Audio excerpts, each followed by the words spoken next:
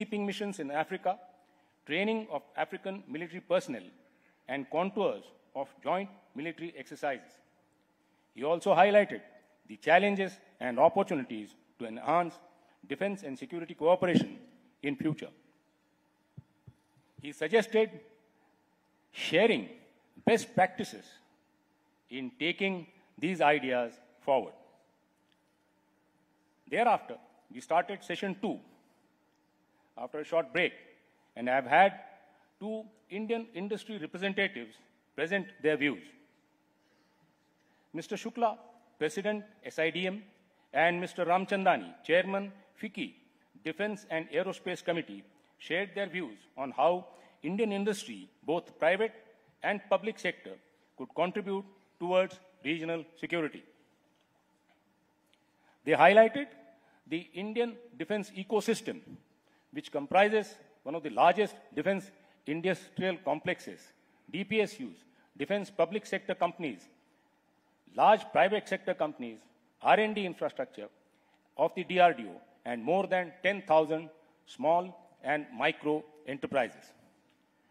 Both of them focused on the giant strides Indian defense industry has made in development and manufacturing platforms of cutting-edge technologies, from 4th generation aircraft to aircraft carrier and submarines, main battle tanks to intercontinental missiles, longest range artillery guns to rocket launchers, and many more.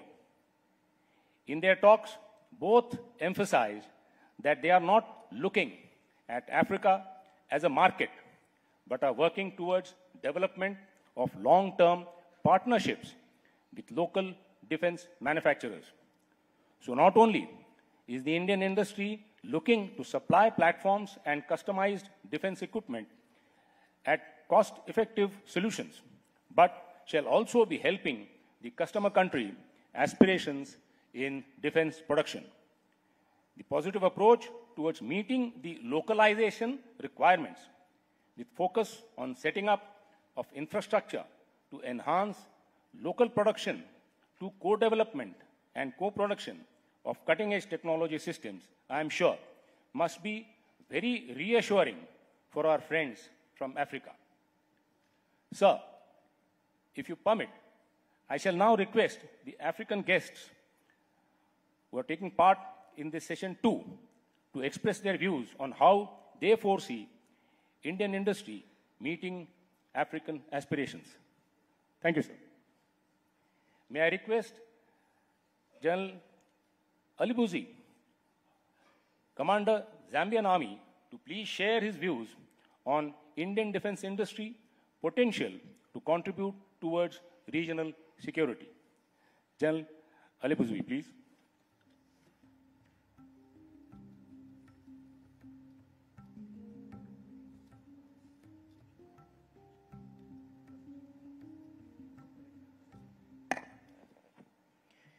The Honorable Defense Minister, the Chief of Army Staff, General Officer Commanding in Chief, may I simply ride on the protocols already established. Firstly, I would like to thank the Chief of Army Staff, General Manoj Pandey, and the General Officer Commanding in Chief, Lieutenant General Ajay Kumar Singh, for inviting me to attend the India-Africa Army Chiefs Conclave 2023. It is an honor and privilege for me to deliver a talk on the topic India Defense Industry Potential to Contribute towards Regional Security. The importance of the conference cannot be overemphasized, as it deepens our existing military relations that have helped to play a pivotal role in facilitating defense industry cooperation. The Defense Force of Zambia, like several other African defense forces, is in the process of establishing the defense industry so as to meet the changing dynamic of technology in warfare. It is important to partner with already established defense industry of India in areas of need. Some of the key focus areas for both sides are defense engagements, including capacity building, training, cybersecurity, maritime security, and counter-terrorism. The aim of this presentation is to highlight the potential of Indian defense industry in contributing towards regional security. And to achieve this aim, I'll focus as shown on the slide. Defense equipment requirements of African nations. Defense equipment requirements of African nations are many. It is worth noting that Africa's regional security cannot be attained without modern defense equipment. Therefore, India's defense industry can help meet African aspirations by assisting African armies in the acquisition of the following equipment: military vehicles, that is troop carriers, armored fighting vehicles, including main battle tanks, various array of munitions, cyber security equipment, intelligence surveillance, target acquisition and reconnaissance equipment, aerospace equipment, maritime equipment, mechanized agriculture equipment, research and development equipment, forged and machined components, plant equipment. Let us quickly look at the potential for Great Africa-India Defense Industry Cooperation. Africa-India Defense Industrial Cooperation offers many opportunities rather than challenges. And some of the opportunities and challenges are as follows. Opportunities. In military vehicles, multinational corporations such as Tata should facilitate great investment and technology transfer from India to African nations, including in the manufacturing of munitions. India must open up its defense industry to African participation through public-private partnership to enhance cooperation. Joint working groups should be formed to explore projects of mutual interest that include ISTAR. This should take a bottom-up approach, as already alluded to by my senior officer from Nigeria. There should be cooperative research and development projects that intend to improve conventional defense capabilities of India and African nations. African nations are ready to harness the industrial and technological capabilities for defense-related aspects from India. African nations are ready to fully utilize the offset policy of the defense procurement procedure of India. Africa has basic infrastructure which can facilitate technological transfer and foreign direct investments into the African defense industry base from India. Opportunities also exist in technological partnerships with the African nations by strengthening capabilities in combating terrorism and extremism, particularly in support of United Nations peacekeeping missions. Challenges: difficult interoperability in joint operations. Due to weather and terrain differences, equipment needs may differ. Balance of power, hegemonic tendencies.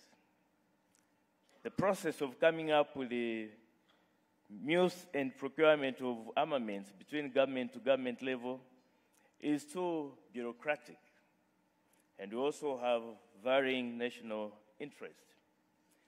In conclusion, I want to state that the India-Africa Army Chiefs Conclave has offered a great opportunity to African defense forces aimed at enhancing Africa-India defense industry cooperation.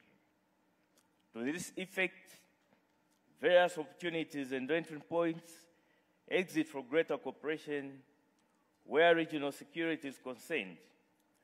We have mutual interests dating far back as history can relate. However, the challenge primarily relies in identifying areas of tangible mutual benefit and incorporating those into a holistic cooperation that is aligned to the regional and the international aspirations of both parties. A higher-ended India-Africa partnership should ultimately tie into the advancement of multilateral initiatives premised on the India defense industry. May I conclude that the Africa-India cooperation should be proactive than reactive in order to attain a comprehensive partnership. Thank you for listening.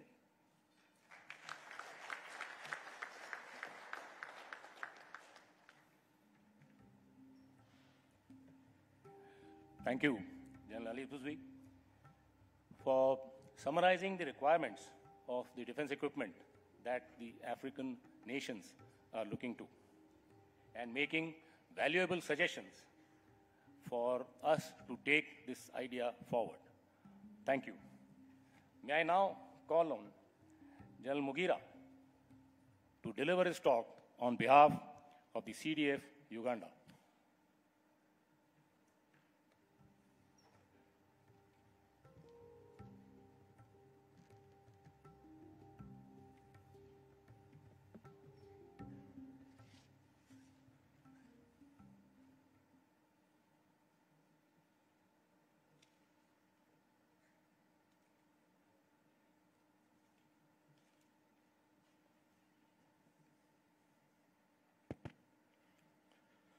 The Honorable Minister of Defense, the Chief of the Army Staff of the Indian Army, Chiefs of Armies, distinguished ladies and gentlemen. Let me begin by thanking the government of India for inviting us to participate in this very, very important India-Africa Army Chiefs Conclave in this beautiful city of Pune.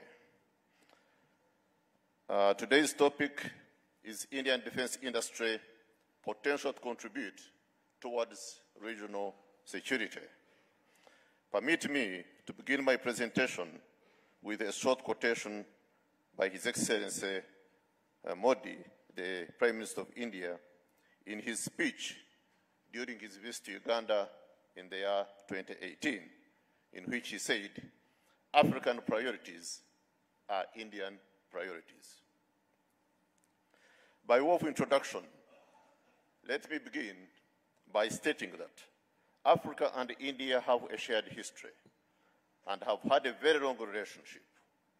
The Indian merchants are said to have been plying their trade through the Indian Ocean since the days of ancient Babylon, and to have even established trading posts along the coast of East Africa. Several African groups, particularly Muslims from East Africa, came to India as traders, which therefore means that trade between the two goes back centuries. As a matter of fact, Africa is a maritime neighbor of India, with the Indian Ocean bordering the east coast of Africa. While Africa is a continent and India is a subcontinent, both share colonial history, having been subjected to European rule through colonialism. The difference being that Africa was colonized by different European powers. This long-term relationship, characterized by trade and not colonial and hegemonic relations, as happened with Western powers, puts India in a special category as a valued pattern in Africa in all aspects, including defense and security. The evolving nature of African security challenges is a combination of traditional and non-traditional threats. These threats are global and cannot be said to be African. New and complex security challenges, both within and among nation states, such as threats of cross-border terrorism and violent extremism, transnational organized crime, cybersecurity, illegal migration, drug trafficking, climate change, and pandemics, to mention but a few, have emerged over the past few decades. Africa and India have both been victims of violent extremism from groups like Boko Haram, Al-Shabaab, and Al-Qaeda. We still have painful memories of the November 26, 2008 attack on the Mumbai Taj Mahal Palace. The nature of these challenges makes it difficult, if not impossible, for any state to act alone in addressing them, these challenges. Distinguished members of the Conclave, peace and security are intrinsically linked to socioeconomic development and growth. Without a peaceful, stable, and secure environment, development remains a dream. This calls for close cooperation in order to deal with the challenges to global peace and security. We therefore salute India for her role in creating a secure environment that has contributed to the development of Africa right from as far back as 1960, when India got directly involved in Africa by sending its troops under the United Nations peacekeeping mission to the Republic of Congo. Since then, India has been among the top 3 contributors to the UN peacekeeping mission and has regularly been part of many such missions on the African continent.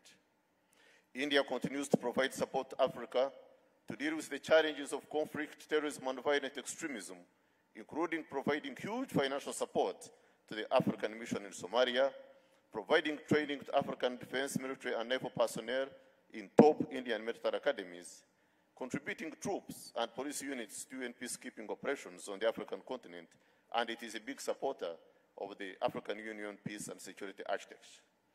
India has had bilateral security engagements with several African countries, including my own country, Uganda, and provided support in terms of logistics and military training, thus providing skills and knowledge transfer to hundreds of military officers, in addition to offering training opportunities to our officers.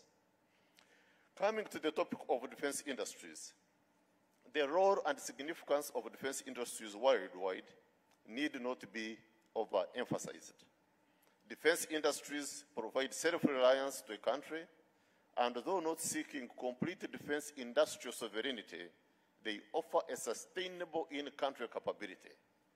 Indeed, from a national security perspective, and to ensure appropriate sovereignty, countries need such capacity for self-reliance, especially in terms of equipment, in order to minimize reliance on foreign countries for resupply, especially during wartime, and even avoid blackmail by superior powers who impose sanctions and embargoes, etc.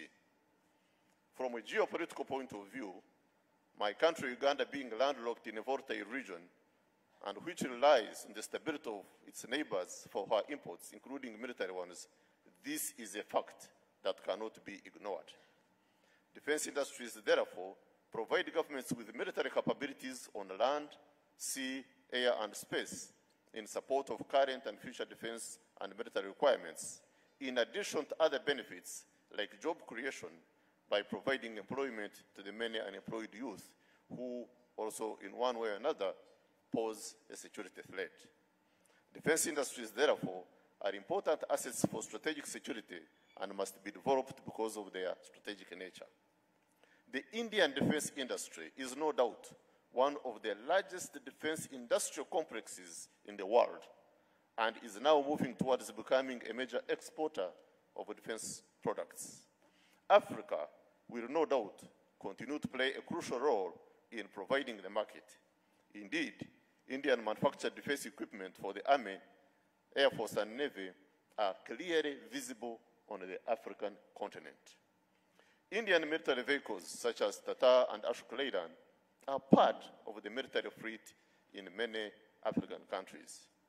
With this growing capacity, the Indian defense industry has the potential and expertise to make significant contributions towards the African security paradigm, particularly in the fields of technology transfer by, among others, assisting in setting up manufacturing plants in Africa, Most countries in Africa today have the potential to set up plants for the manufacture of basic military equipment, and the Indian defense industry can facilitate this through transfer of technology. So, what should be the future of India-Africa Defense Industry Cooperation?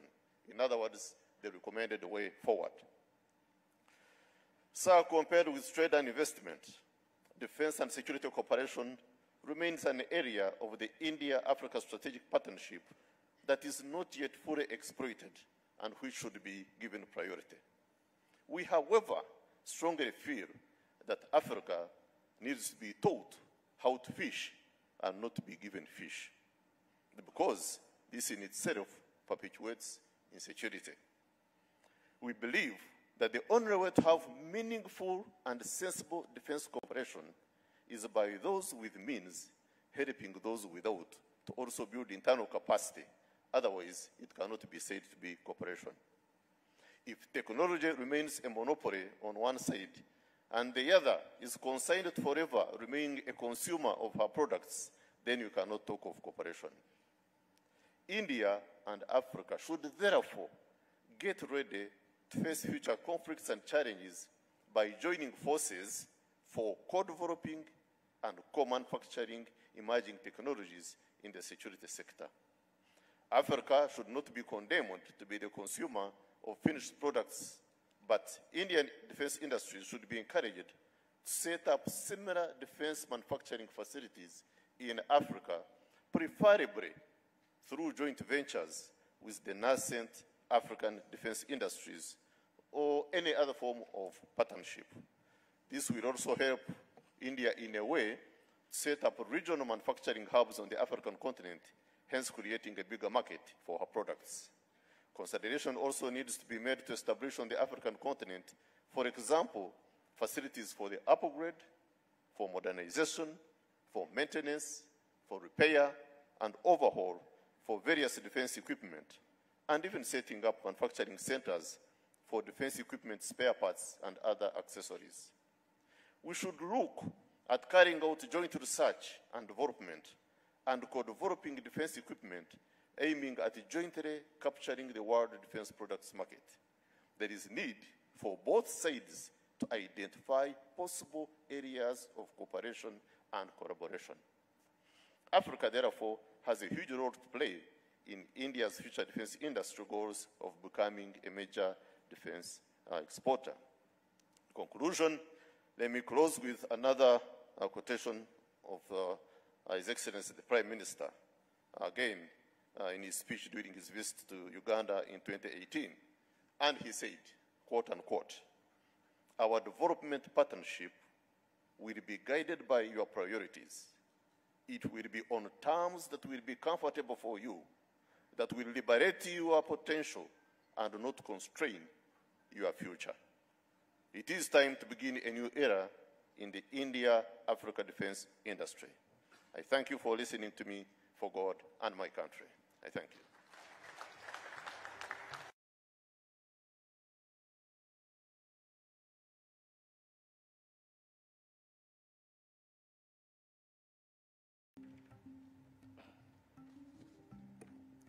Thank you, General Mogira.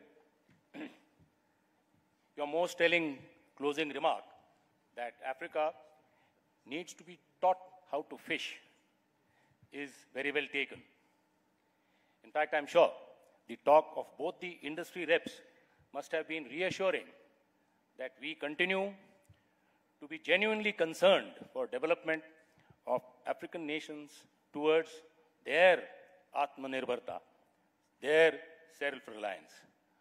Thank you, General Mogira. May I request the audience to please give a round of applause to the four speakers of this session. Thank you. I now hand over to the organizers.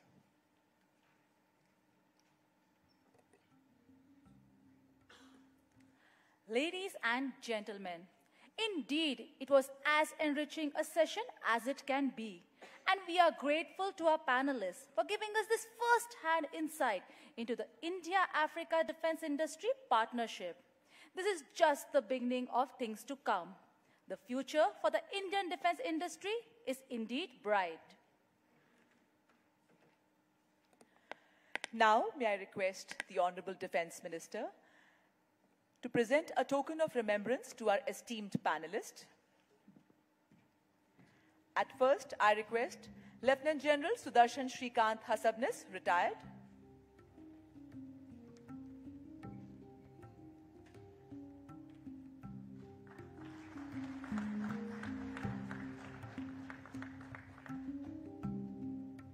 Mr. Arun Ramchandani.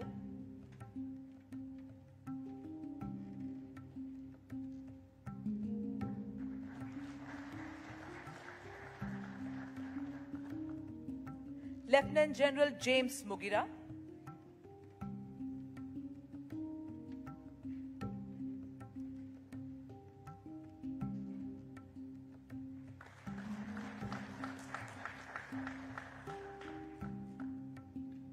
Lieutenant General Dennis Sitali Alibuzwi.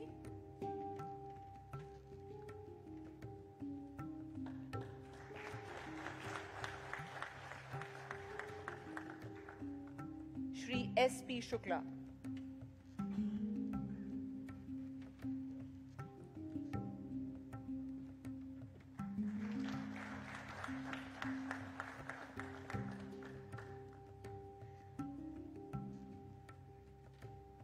Ladies and gentlemen, this inaugural India-Africa Army Chiefs Conclave is a seminal event. Hence, it is only befitting that this occasion be encapsulated in a form of a book, which commemorates and reminds us of our association and our deep friendship forged stronger during this conclave. We now request Honorable Defense Minister Shri Rajnath Singh to kindly unveil the book on this special occasion.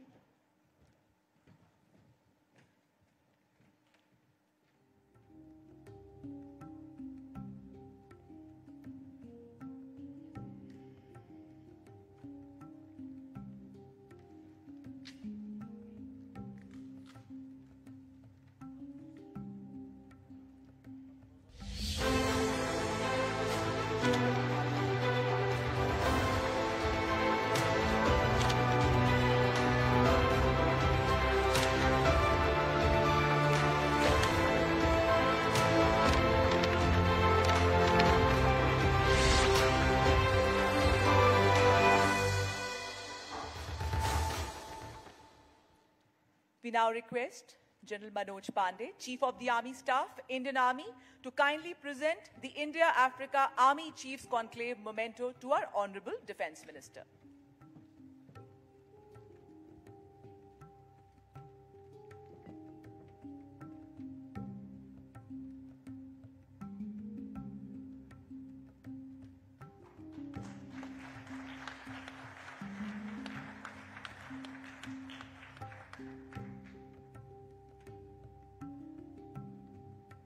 We now request our Honorable Defense Minister, Shri Rajnath Singh, to kindly address this august gathering.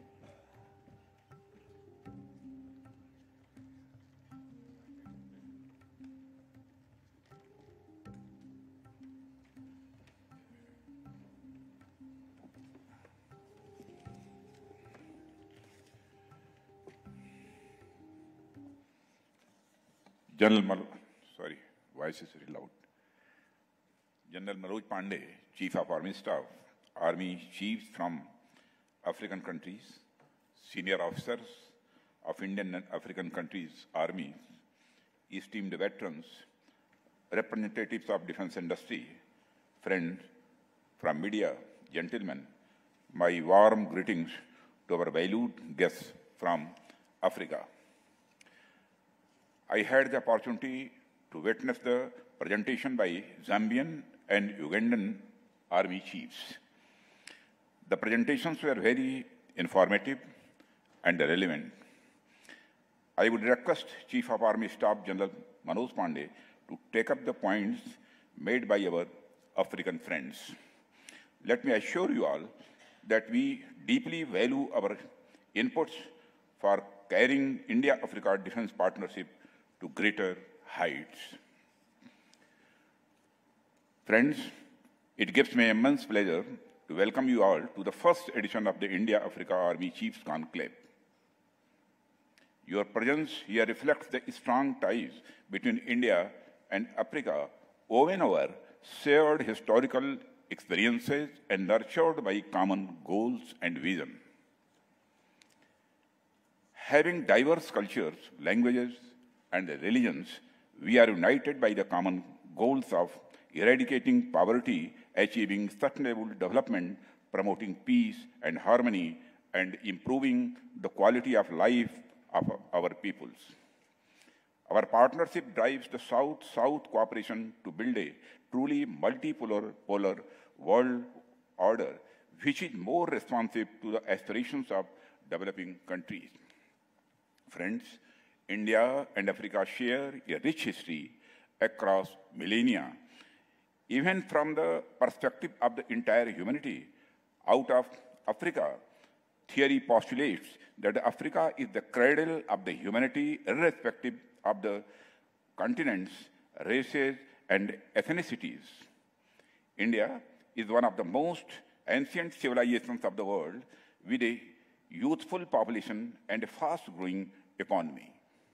The civilizational ties, including people-to-people contacts, have laid the foundation for free flow of ideas and practices since time immemorial. It gained significant momentum during our common struggle against imperialism. Friends, the solidarity, mutual trust, and confidence forged in the days of struggle against colonialism continue to drive India-Africa cooperation to this day. India has been one of the strongest advocates of the decolonization of Africa and has worked for the end of imperialist, racist, and apartheid regimes in Africa. As a nation, we have great respect and affection for our African brothers and sisters. There is a natural feeling of partnership between India and Africa in our common quest for achieving prosperity and a dignified life of our peoples. Friends, the people of India and Africa together represent a third of humanity, a demographic dividend which has to be used wisely. We have seized the opportunity to turn this huge human resource into an engine of growth and development. Many African nations have the fastest rate of growth of population in the world. As per some projections, by 2050, there would be one African out of every 4 persons in the world. Therefore, if humanity has to develop, Africa has to develop. Today, Africa is home to more than 1 billion vibrant people, with more than 2/3 of them under the age of 35. If this human capital is supported with the right opportunities, it will become the growth engine for not just Africa, but also for the entire world. Friends, apart from the capital scarcity issues confronting us, to the relative technological backwardness vis-a-vis the developed world is one of the most important causes holding the developing world to the negative equilibrium of low economic growth rates. However, new and emerging technologies give us an opportunity to leapfrog this technological gap. I would like to pointedly mention 2 such emerging technologies: digital technologies and clean and green technologies. We would like to share our growth experiences in these 2 domains so that our African partners can benefit from our expertise. One particular example is the financial inclusion of the entire citizenry through digital technology, through India's innovation of Unified Payment Interface, or UPI, in SART. UPI has occasioned a financial revolution from a street vendor to a high-end showroom with an expensive product range. UPI caters to one and all. Moreover, UPI is steadily becoming globally attractive, aimed measures to enable seamless cross-border transactions, Singapore has recently come on board.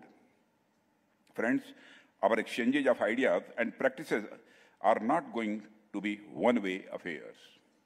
We would also like to learn from the experiences of our African friends. I remember distinctly the good work done in Kenya towards financial inclusion through mobile banking. Friends, I am told that the Kenya has been leading the way with a mobile phone-based financial services platform set in motion by M-Pesa, a money transfer system that gradually advanced into real-time retail payments and further into a virtual savings and credit supply platform. I am sure there would be many more such initiatives in India and Africa where we can learn from each other.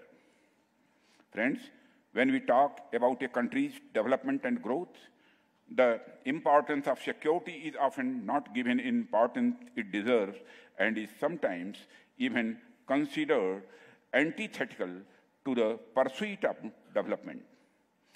It is logical, incoherent, and historically inaccurate to consider security and development as antitheses of one another.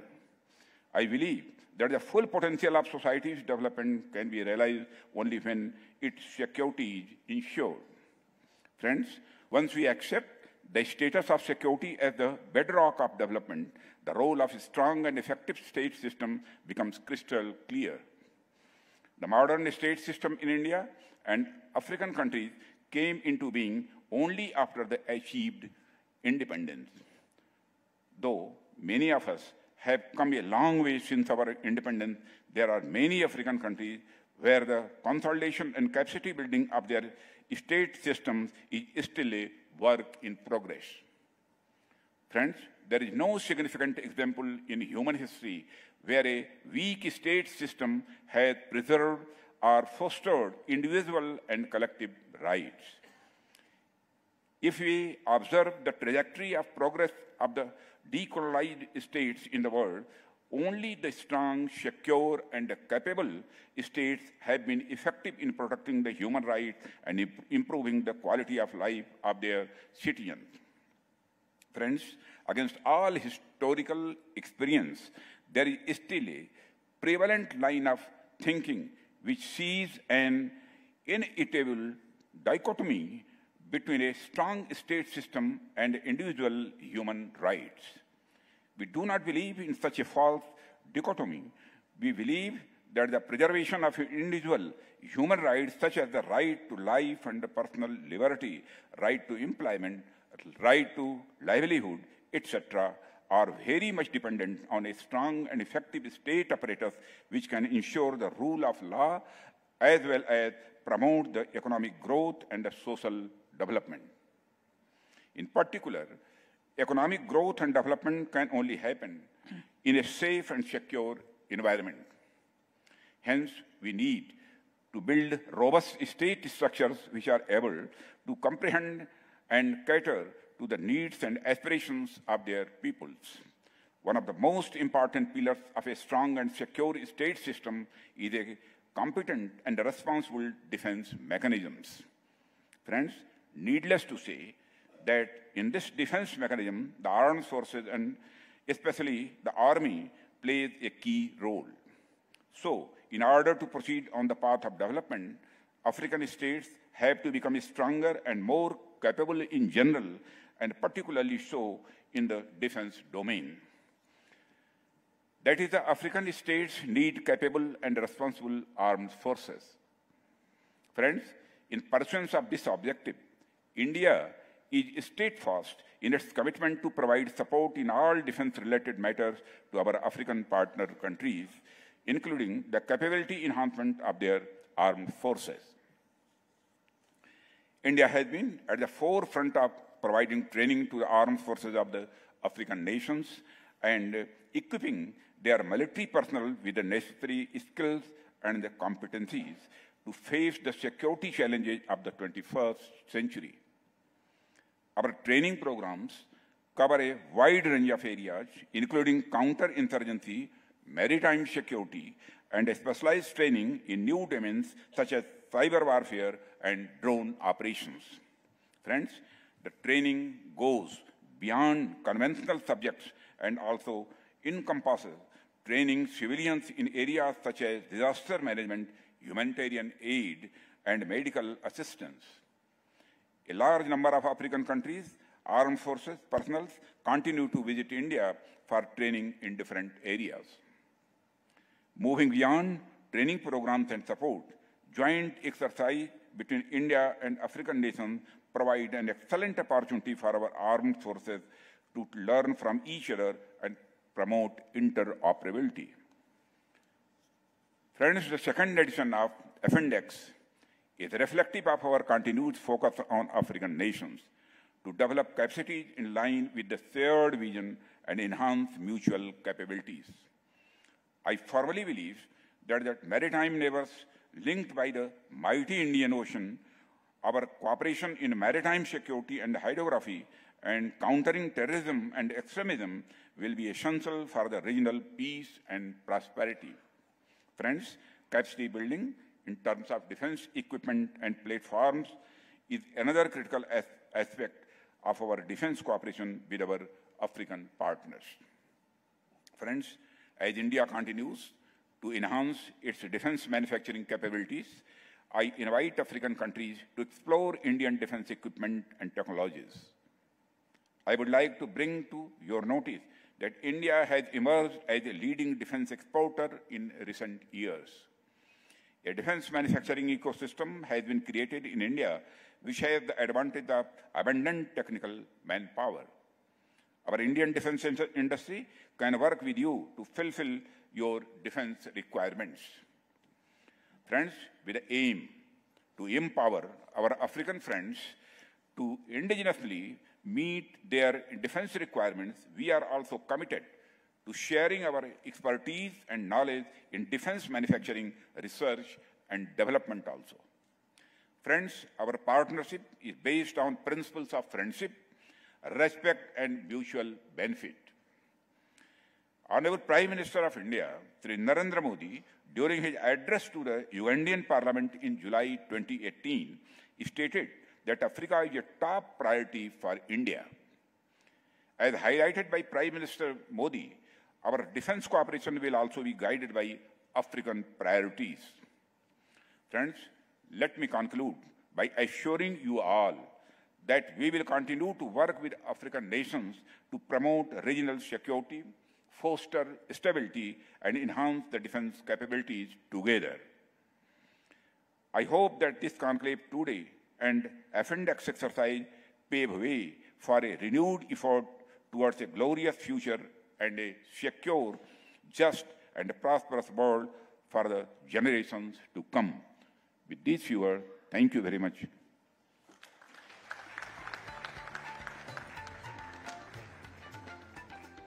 Thank you, sir. We are sanguine that your words of assurance will go a long way in consolidating India-Africa defense partnership. We now request our Honorable Defense Minister, esteemed chiefs and representatives of African armies along with the nominated officers and guests to kindly proceed for the group photograph.